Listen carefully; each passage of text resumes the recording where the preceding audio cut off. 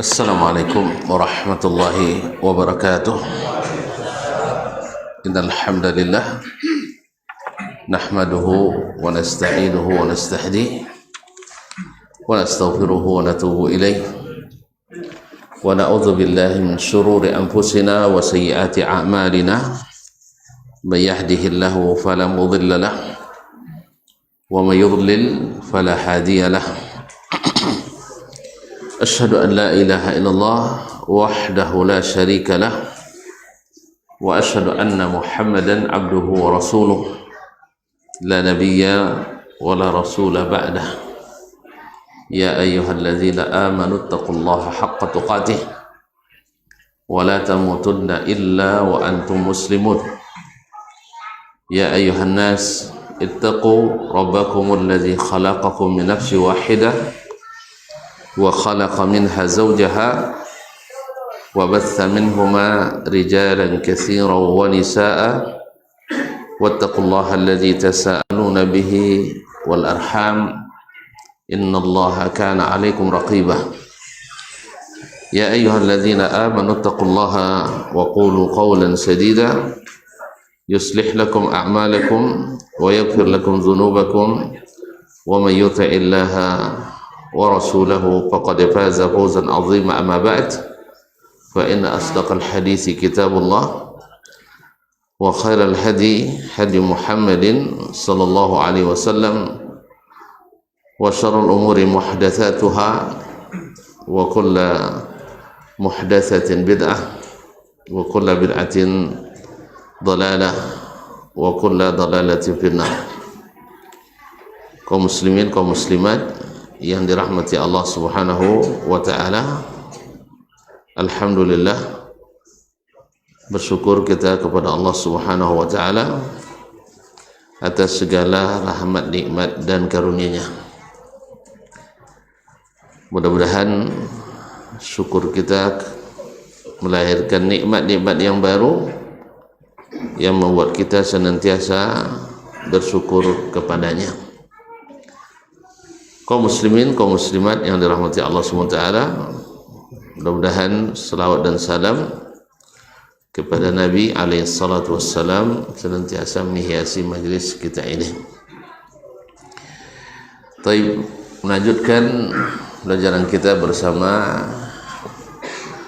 Imam An-Nawawi dalam kitab Riyadhus Shalihin min kalami Sayyidil Mursalin, babul amri bil ma'ruf wan nahi 'anil munkar, bab tentang amar ma'ruf dan nahi munkar.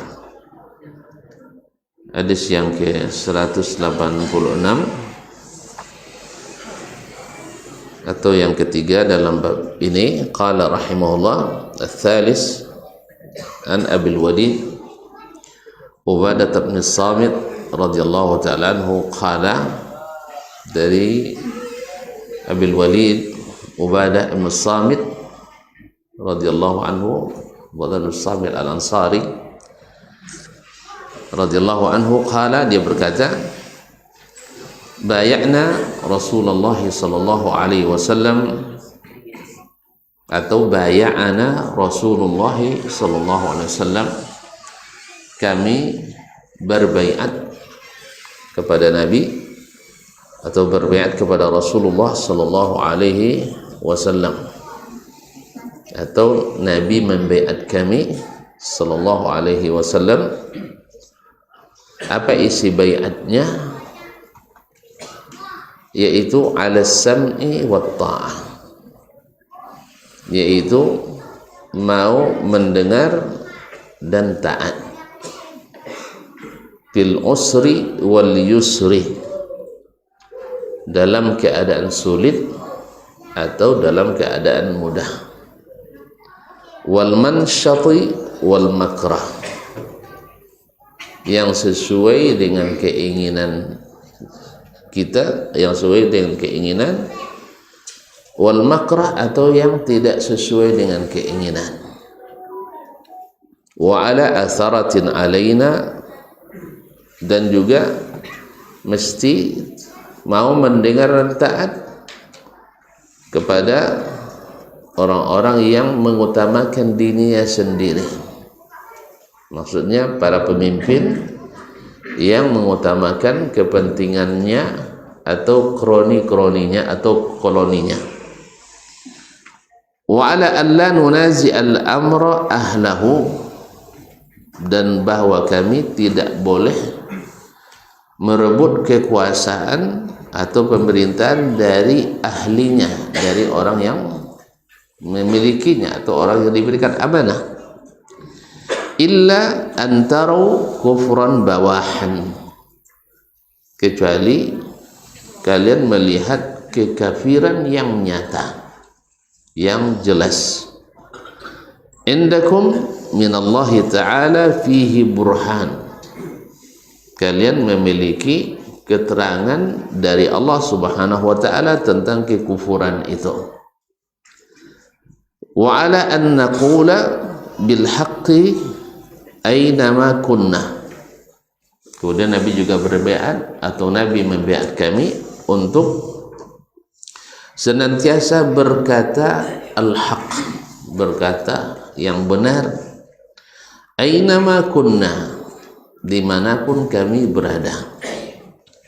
La nakhafu fillahi lawmata laim, tidak, kami takut kepada Allah, tidak takut di jalan Allah kepada celaan orang yang mencela. Muttafaqun alaih. Hadis ini diriwayatkan atau disepakati oleh Imam Al-Bukhari dan Muslim. Al-Bukhari dalam Kitabul Fitan, sedangkan Imam Muslim dalam Kitabul Imarah. Ma'asyiral kiram dirahmati Allah Subhanahu wa taala, hadis ini adalah hadis yang sangat besar dan mendasar dalam berislam dan mengikuti Nabi alaihissalatu wassalam dan menegakkan amar ma'ruf nahi mungkar, karena itu adalah pilar utama tegaknya agama. Pertama, bay'na Rasulullah sallallahu alaihi wasallam, kami berbaiat kepada Rasulullah sallallahu alaihi wasallam, bahwa berbaiat ke Nabi alaihi salatu wassalam adalah wajib, dan berbaiat kepada para pemimpin adalah wajib. Nah, apa isi baiatnya? Ya, apa isi baiatnya? Monoloyalitas pada pribadi atau taat dalam rangka taat kepada Allah Subhanahu wa ta'ala.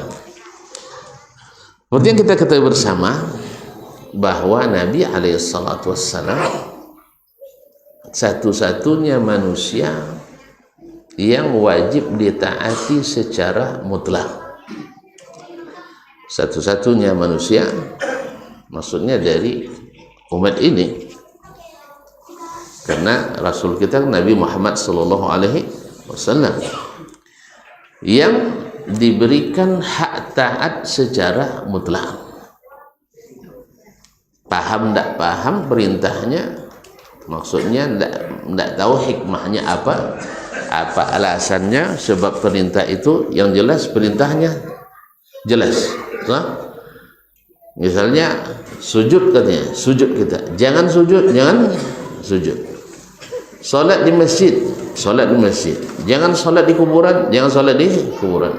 Tidak tahu kita kenapa ini, kenapa begitu, tidak perlu. Karena semua perintah Nabi itu adalah wajib ditaati secara mutlak. Tidak ditanyakan lagi, tapi dengan syarat memang sahih itu perintah dari beliau. Nah, apa isi baiat mereka, para sahabat radhiyallahu anhum? Semua yang masuk Islam pada waktu berbaiat kepada Nabi alaihissalatu wassalam. Kenapa mesti berbaiat? Dulu orang-orang jahiliyah tidak mengenal adanya raja. Orang Arab maksud saya tidak mengenal raja. Mereka hanya mengenal kepala suku, Syekhul Qabilah. Lalu datang Islam yang mewajibkan punya pemimpin di atas itu semua, di atas apa namanya, di atas kepala suku itu, yang menyatukan umat Islam semuanya. Sehingga mereka kadang-kadang di antara mereka ada yang tidak mau berbaiat, makanya diwajibkanlah pada waktu berbaiat supaya taat pada pemimpin. Karena orang Arab dulu pemimpin tertingginya adalah Syekhul Qabilah, adalah syekhnya kabilah mereka, sukunya. Dan tahu sendiri yang kepala suku tentu dengan kepala suku yang lain sama derajatnya. Sekarang datang Nabi alaihissalam lebih tinggi dari semuanya. Jadi siapa yang mengangkatnya? Allah Subhanahu wa taala. Wa ma atakumur rasulu fakhudhu wa ma nahakum anhu fantahu. Apapun yang dibawa oleh Rasul sallallahu alaihi wasallam, yarhamukallah, maka ambil. Wa ma nahakum anhu fantahu. Semua yang dilarangnya maka tinggalkan. Wa may yuti'illah wa may yuti'ir rasul, orang yang taat pada Rasul apa namanya, faqad ata Allah, sama dengan taat kepada Allah Subhanahu wa taala. Yaitu apa? Al-sam'i wa ta'ah, mau mendengar dan menaati. Jadi lawannya apa? Ndak amuan dah kau, ndak amuan taat. Kadang amuan dah kau tapi babantah. Makanya kaum muslimin dan muslimat dirahmati Allah Subhanahu wa taala, bagi orang-orang itu dulu berat masuk Islam itu. Kenapa berat? Karena konsekuensinya itu.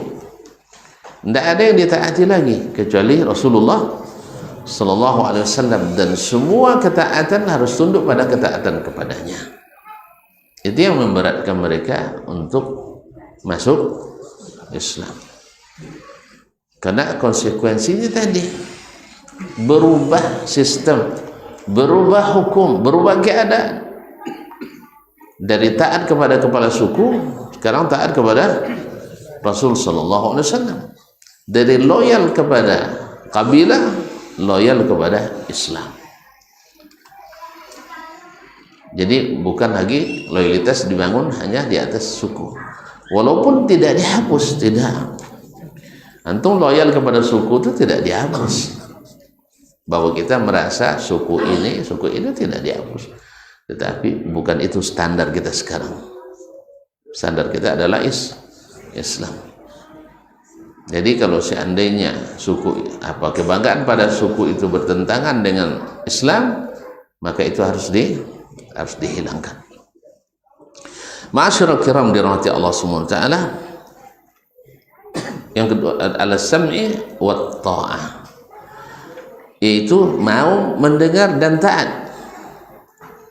Lalu dijelaskan oleh Nabi alaihi salatu wasallam, fil usri wal yusri. Orang kalau taat, ini kan itulah, kalau adil pemimpinnya, taat keminyinya. Nah, tapi kalau enggak, apa lagi? Sabar dulu ketikanya enggak elok dulu dia. Dan dia sabar menghadapi bininya, saya elok puangainya. Itu sabar lah cuy. Itu bersyukur kita tuh. Kalau elok puangai bini, tidak sabar judul gila, tapi adalah bersyukur. Ada bersyukur dia jangan sasau-sau puangai bini, tidak lah tapi dah. Untung le saunya kan, tidak lah tapi dah. Nah, sabar.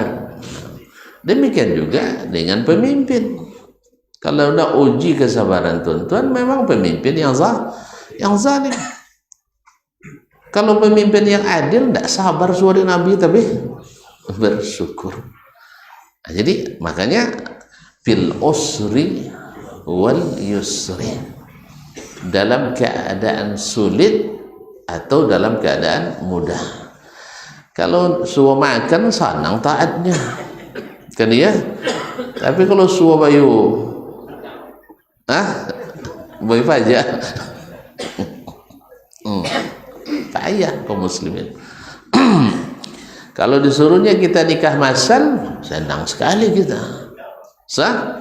Tapi kalau disuruhnya pergi berjihad, berat, sah. Disuruhnya kita bersenang-senang, senang, mudah kita. Tapi disuruhnya kita untuk membatasi diri, ya, sulit. Ma'asyarul kiram dirahmati Allah SWT. Fil usri wal yusri, dalam keadaan sulit ataupun mudah. Artinya dalam keadaan sulit, ya keadaan kita sulit seperti kondisi Nabi SAW dan para sahabat di periode Mekah waktu itu.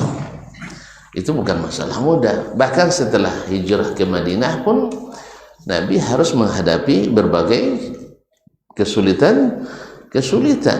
Belum lagi serangan-serangan orang Quraisy yang senantiasa mengintai kaum muslimin, tambah dari dalam kaum munafiqin. Jadi dalam kondisi seperti ini diperlukan orang-orang yang setia, yang bersumpah setia dengan Nabi SAW. Wal mansyati wal makrah, yaitu dalam keadaan kita suka. Mansat itu artinya nasdir minan nasat, yaitu rajin, bersemangat. Bersemangat artinya orang kalau sesuatu yang menyenangkan pasti bersemangat. Cuma masalahnya wal makrah, sesuatu yang dibenci. Apa misalnya? Nabi waktu itu orang-orang yang masuk Islam wajib hijrah ke Madinah. Hijrah itu menyenangkan atau menyulitkan? Menyulitkan, pindah. Artinya wajib, hijrah itu wajib. Siapa yang tidak hijrah berdosa besar waktu itu. Dan ini berat kecuali yang tidak sanggup. Siapa yang sanggup wajib hijrah. Dan hijrah itu bukan mudah. Satu, orang meninggalkan pekerjaannya, meninggalkan kampung halamannya.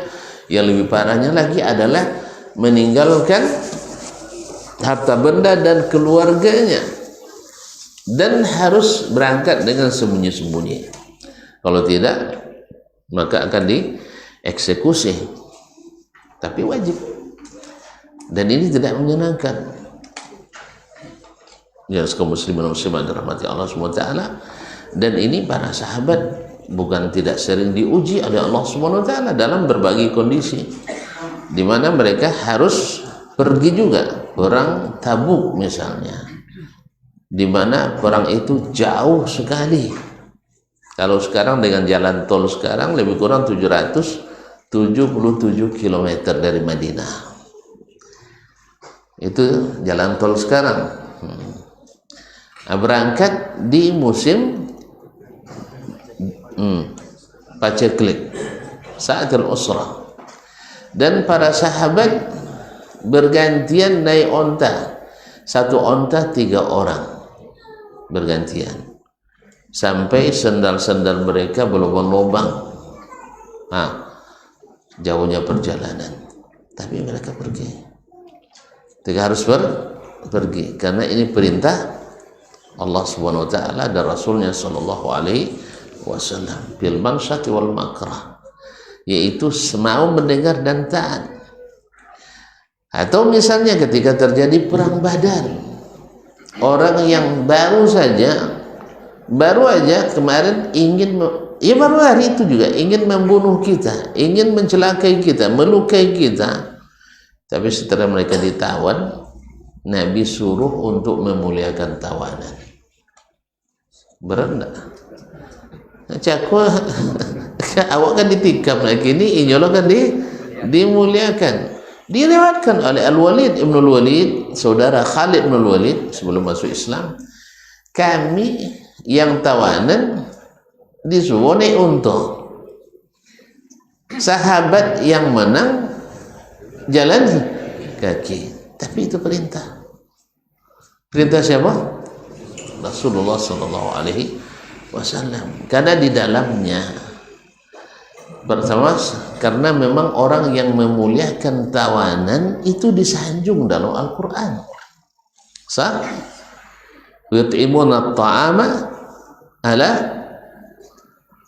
hubbihi miskinan wa yatiman wa asira. Mereka memberi makan, yang makan itu sebenarnya mereka inginkan siapa? Miskinan, orang miskin, yatim, anak yatim, dan wasira, para tawanan. Makanya para tawanan, rata-rata tawanan yang ditawan oleh Nabi alaihissalam di Madinah berujung masuk Islam. Kalau sampai awal ditawan dengan kabiu, tambah kabiu akhirnya orang kena ya mengsau ti buat dia kabiu. Tapi tidak, seluruh tawanan Nabi alaihissalam melihat bagaimana muamalah Nabi, muamalah sahabat terhadap orang-orang yang kan musyrik, orang kafir. Tetapi kalau orang sudah menyerah, maka harus dihormati. Begitu terhormat.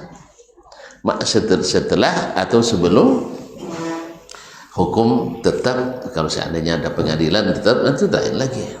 Jadi kaum muslimin dan muslimat dirahmati Allah SWT, sampai yang seperti ini berat, tapi harus ditaati. Jadi hukum itu tidak semuanya sesuai dengan keinginan kita. Hukum itu tidak semuanya sesuai dengan keinginan kita, tapi itu wajib diikuti, wajib ditaati. Makanya fil mansyati wal makrah, baik dalam keadaan senang ataupun terpaksa. Walaupun terpaksa, wajib diikuti, karena itu baiat kita kepada Nabi alaihi salatu wassalam, khususnya pada sahabat Nabi alaihi salatu wassalam.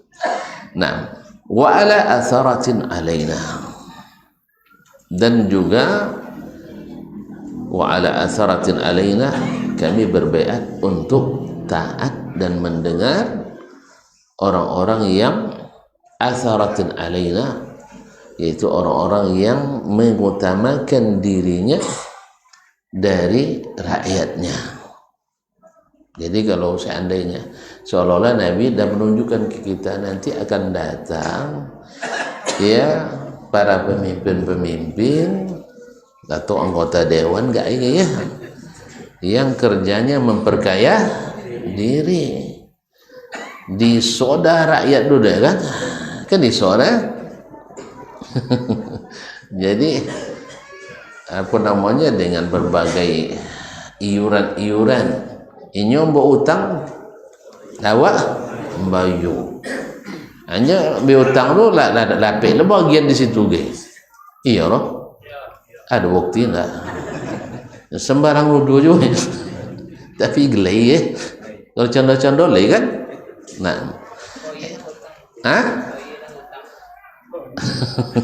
jadi kaum muslimin dan muslimat dirahmati Allah SWT. Jadi itu sudah digambarkan ya, bahwasanya ada nanti pemimpin-pemimpin yang sibuk memperkaya diri, yang sibuk menikmati walaupun di atas penderitaan rakyat. Tidak kini jadi di zaman-zaman kerajaan-kerajaan Islam dulu, sebagian pemerintah Bani Abbasiyah, Bani Umayyah, ada yang seperti itu. Dan jatuhnya mereka karena tadi tidak lagi konsisten menegakkan agama, tapi adalah sibuk menikmati kekuasaan duniawinya. Tentu terjadi kelemahan, digantikan oleh dinasti yang lain. Abbasiyah juga seperti itu. Di ujung-ujung kekuasaan Bani Abbas, ya para khalifah-khalifah yang tumbuh dari rumah-rumah mewah, istana-istana, makan kenyang terus kan, pakaian bagus, Akhirnya mereka pula yang jadi raja khalifah waktu itu. Nah akhirnya mereka pun sibuk dengan kemewahan duniawi, padahal masyarakat menderita. Nah, tapi dalam kondisi ini kata Nabi alaihissalam wajib untuk as-sam'i wa ta'ah. Nah, jadi walaupun mereka seperti itu tetap wajib taat. Berat kan? Berat kan? Ya, kita harus sanggup. Jangan bilang saya tidak sanggup, biar Nabi saja enggak, kita harus sanggup untuk itu. Bahkan Nabi pesankan sampai kapan taat, sampai kapan sabar kita? Sampai bertemu saya di tepi telaga. Sampai mati dia, sampai mati kan? Alhamdulillah, alhamdulillah. Jadi oleh sebab itu memang sabar itu berat, tapi timbangan pahalanya super berat. Innama yuwaffas sabirun ajrahum ghairi hisab. Ketika Nabi sebut kalian sabar sampai bertemu dengan saya di tepi telaga, ini seolah-olah janji Nabi, siapa yang sabar nanti bisa menikmati pernyataan cinta di tepi telaga.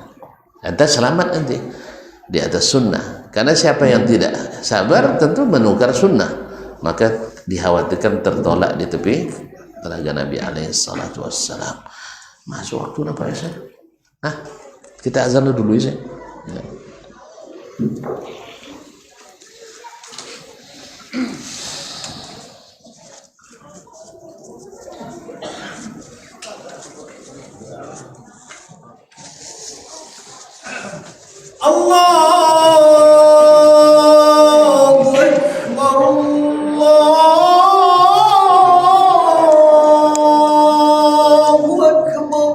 Allah berallah. Allahu Akbar, Allahu Akbar. Allah berallah. Bismillah. Asyhadu an la ilaha illallah.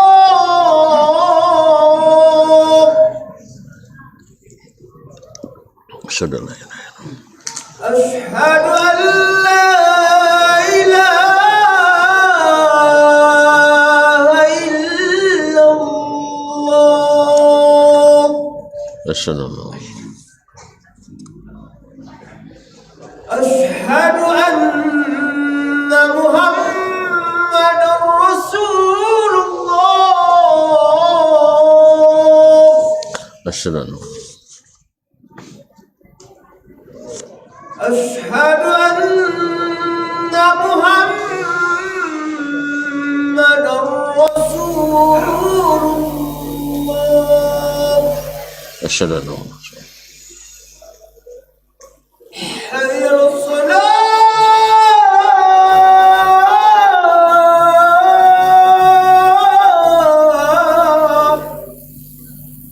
لا حول ولا قوة. حي على الصلاة.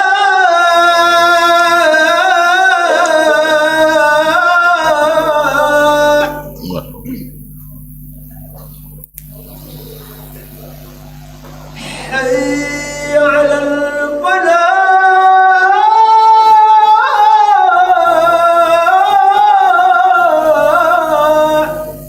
لا حول ولا قوة. حي على الفلاح.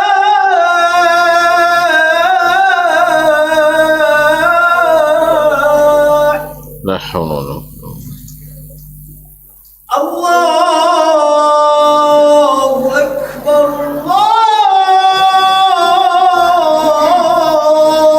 الله أكبر. الله أكبر. لا إله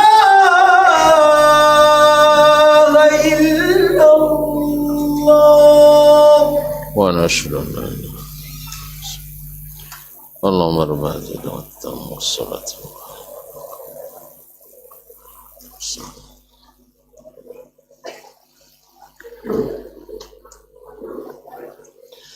Baik. Kaum muslimin dan muslimat dirahmati Allah Subhanahu wa taala. Kemudian Nabi mengingatkan pula bahwa biasanya para pemimpin yang mementingkan diri dan kroninya itu menimbulkan ekses yang negatif. Akibat yang berbahaya apa itu? Biasanya orang akan merebut kekuasaan. Berusaha merebut kekuasaan. Maka Nabi katakan pula wa alla nunazi'al amra ahlahu. Dan kami berbaiat pula tidak akan merebut kekuasaan dari orang yang berkuasa. Baca apa? Hah? Bapak jaya? Nah, kecuali ada. Jadi hukum asalnya adalah tidak boleh berebut kekuasaan. Bahkan tegas Nabi katakan apabila sudah ada pemimpin yang dibaiat, lalu ada dibaiat pula yang kedua, maka disuruh membunuh yang kedua, memerangi yang kedua, karena ini pengacau. Walaupun yang kedua ini mungkin lebih patut dan lebih hebat, tapi dia tidak haknya, mengambil hak yang bukan haknya. Yang kedua, Nabi SAW melarang kita ambisi berkuasa. La tas'alul imara fa inna hasratun wa nadabatun yaumil qiyamah. Oleh sebab itu, bagaimanapun keadaan, kita tidak dibolehkan untuk merebut kekuasaan atau memberontak kepada penguasa yang sah. Illa antaru kufran bawahan indakum minallahi ta'ala fihi burhan, kecuali dengan beberapa syarat. Ini syarat boleh dan bisa juga syarat wajib. Artinya syarat boleh merebut kekuasaan atau bahkan syarat wajib merebut kekuasaan. Syarat pertama adalah antarau, kalian melihat sendiri. Jadi bukan prasangka dan praduga. Bukan prasangka dan praduga, disaksikan sendiri. Apa itu? Syarat yang kedua, kufran bawahan, kekufuran yang nyata. Kekufuran yang nyata apa maksudnya? Di mana tiada ada khilaf padanya bahwa itu adalah kekufuran. Seperti orang yang mengatakan salat tidak wajib, kafir tak? Ianya tonton takfiri juga nampaknya. Iya, orang yang mengatakan salat tidak wajib, tidak ada khilaf, kafir walaupun dia salat. Kan ada yang bilang dan tak yakin solat wajib tapi dan tetap solatnya, jangan solatlah ya, karena anda sudah kafir. Tapi kalau dia bilang saya yakin wajib solat tapi kadang-kadang ya solat deminya terbiasa ya, insyaallah masih ada harapan. Tapi kalau dia bilang saya tetap solat tapi saya tidak yakin solat wajib, tidak usah solat, anda bukan bersama kami lagi. Ya, jadi kaum muslimin ini kufrun bawah. Atau katanya zina halal, tapi antum dengar sendiri dan tidak ada takwil, bukan hanya praduga. Kekufuran yang nyata kalian lihat, kemudian kekufuran yang tidak ada takwilnya, tidak ada takwilnya. Nah, kaum muslimin dan muslimat dirahmati Allah Subhanahu wa taala, apa misalnya ada takwilnya, ini kekufuran Syekh, kalau di Mesir kan Muhammad Badawi terkenal kan, ya kan nyata sapu-sapu tapi menjadi wali aja. Memang kalau wali tak si jole gitu. Ni orang kesuka wali nak jole. Ni kaji tak jole. Dan jole jadi dah. Jadi makanya banyak walinya nak. Jadi yang gila pun jadi wali you know. Allah musta'an. Jadi kaum muslimin dan muslimat datang ke kuburan itu berdoa. Ini kan berdoa pada orang mati kufur sah, tapi ini kan tidak nyata. Artinya mungkin dia bertakwil, maknanya seperti takwilnya dikatakan saya tidak berdoa kepadanya tapi berdoa kepada Allah. Jelas ya? Nah, jadi yang pertama mesti kita ketahui sendiri, bukan praduga, bukan kira-kira, bukan isu. Yang kedua, betul-betul kekufuran yang nyata, yang tidak ada takwilnya. Kemudian, indakum minallahi ta'ala fihi burhan. Kekufuran itu ada keterangan dalilnya dari Allah Subhanahu wa ta'ala, bahwa kekufuran itu ada dalilnya dari Allah Subhanahu wa ta'ala, bukan pendapat, tapi itu adalah dari Allah Subhanahu wa ta'ala. Ini 3 syarat, tambah syarat keempatnya adalah harus punya kemampuan. Ya, awak nak punya kemampuan, awak pisau dapur punya, tuan punya rodan, tu nak mau buat kekuasaan. Saya weh, sang presiden negara lain tongkok dia mah. Kan ya? Kan orang Madura kan? Madura nama. Madura. Orang Madura. Setiap presiden negara lain ditongkok dia. Itu kan tuan lawan dengan pisau dapur. Atau dengan bom panci. Masuklah. Jadi punya kemampuan. Apa di antara kemampuan? Satu, harus punya wilayah teritorial. Kalau tidak ada punya wilayah, kemana? Kailan masuk lu kubur langsung.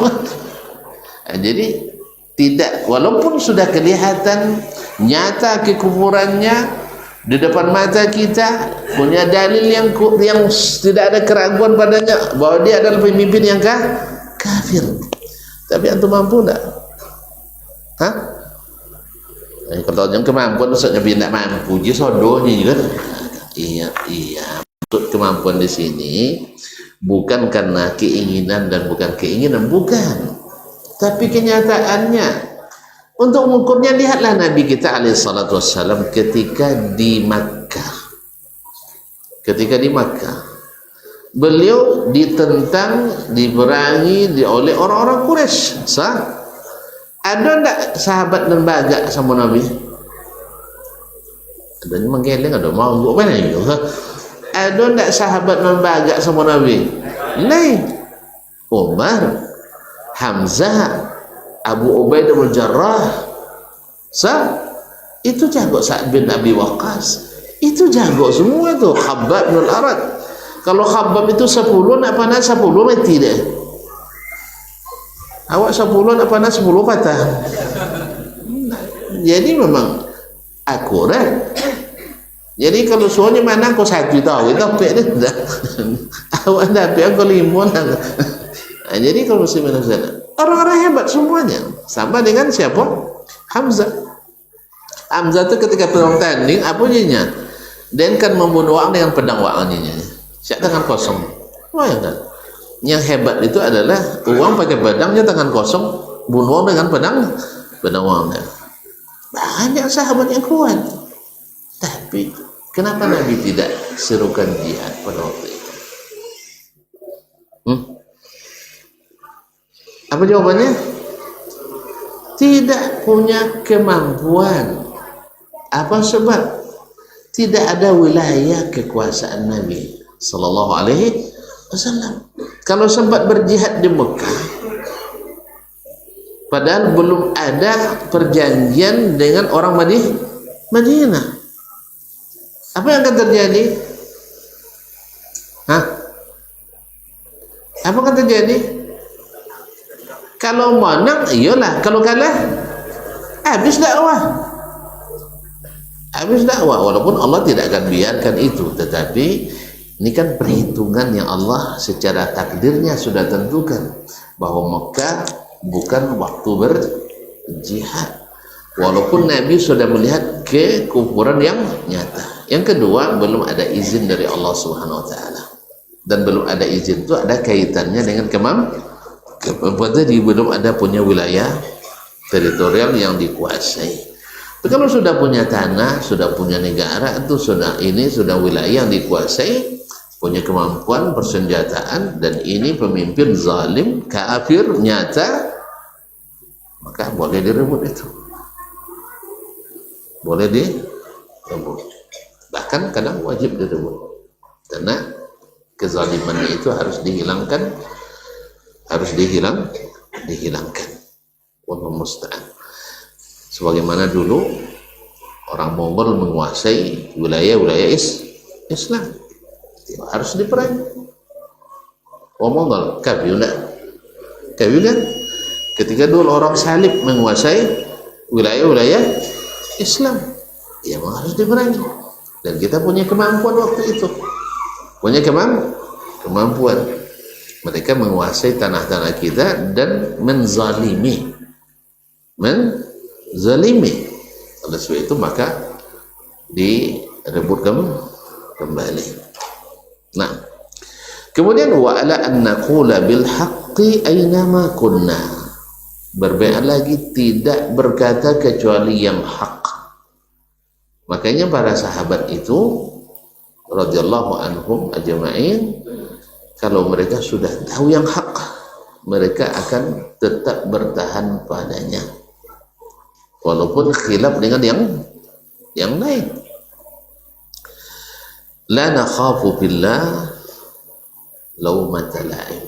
Dalam menegakkan, dalam di jalan Allah, tidak boleh takut celaan orang yang mencela. Celalah sekuat-kuatnya.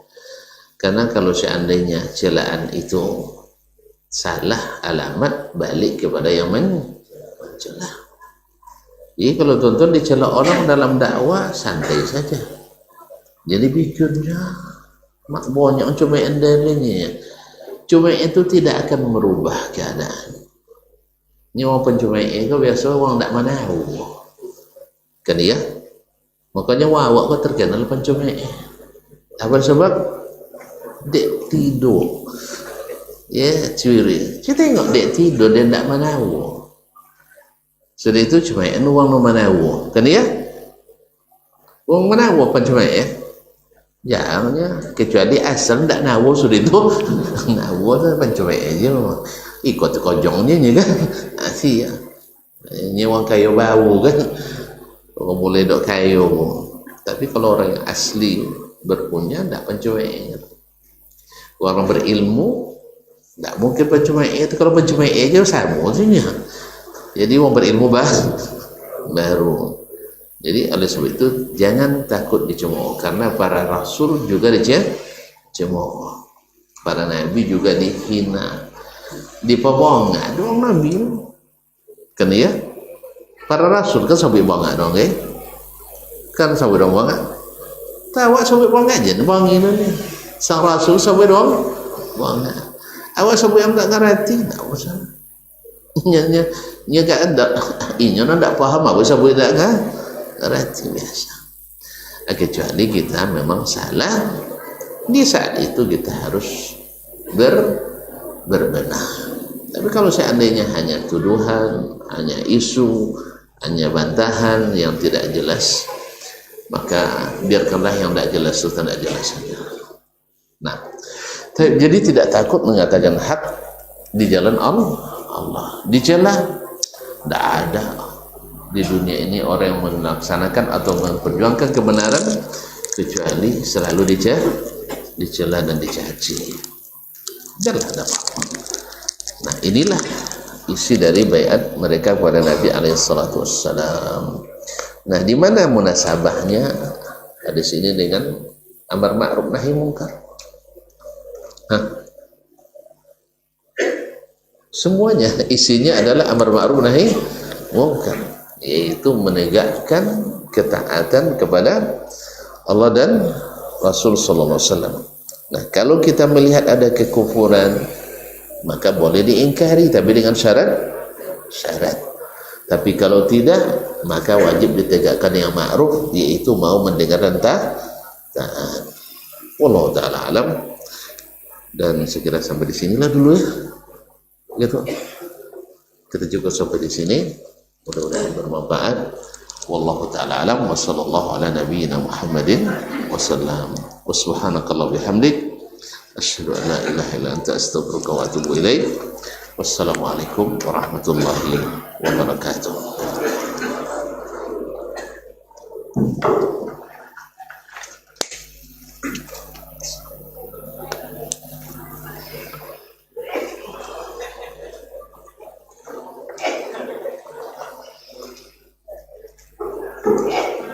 Alhamdulillah.